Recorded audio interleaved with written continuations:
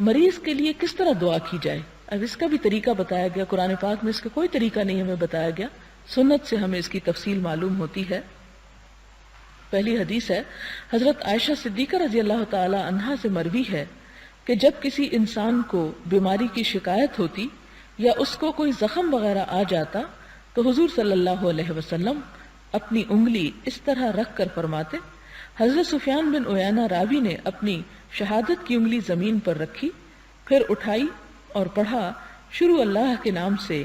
ہماری زمین کی مٹی ہم میں سے کسی کے لعاب سے ملتی ہے اور اس کے ذریعے ہمارے رب کے حکم سے ہمارے مریض کو شفا نصیب ہوتی ہے. یہ دم کرنے کا ایک طریقہ ہے، یعنی جب مریض کو کوئی خاص طور پر زخم آ جاتا یا کوئی بیماری ہوتی تو آپ صلی اللہ علیہ وسلم زمین پر اپنی شہادت یعنی یہ انگلی زمین پر رکھتے اور پھر اٹھا لیتے اور پھر یہ دعا پڑھتے. یہ دعا کیا ہے؟ بسم اللہ تربت اردنا بریقت بعدنا یشفى به سقیمنا باذن ربنا. تو یہ ایک دم کا یا ایک بیماری کو جھاڑنے کا ایک طریقہ ہے. یعنی اس سے یہ پتہ چلتا ہے کہ جسمانی بیماریوں کے لیے بھی دوائیوں کے ساتھ ساتھ دم وغیرہ کیا جانا چاہیے اور اس سے بھی فائدہ پہنچتا ہے.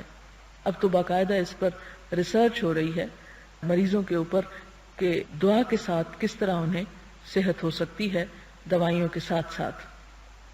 اسی طرح حضرت عائشہ سے روایت ہے کہ حضور صلی اللہ علیہ وسلم اپنے اہل خانہ میں سے کسی کی بیمار پرسی فرماتے، اس پر اپنا دایاں ہاتھ پھیرتے، یعنی بیمار کے اوپر دایاں ہاتھ پھیرتے، ماتھے پہ رکھتے یا سر پہ یا بازو پہ یا جسم کے کسی بھی حصے پر، اور فرماتے اللہم رب الناس اذہب البأس اشف انت الشافی لا شفاء الا شفاؤک شفاء لا یغادر سقما. مطلب اس کا یہ ہے کہ اے اللہ، اے تمام انسانوں کے پروردگار، بیماری کو دور فرما دے، شفا عطا فرما، تو ہی شفا عطا فرمانے والا ہے، تیری شفا کے سوا کوئی شفا نہیں ہے. ایسی شفا عطا فرما جو بیماری کا نشان بھی نہ چھوڑے.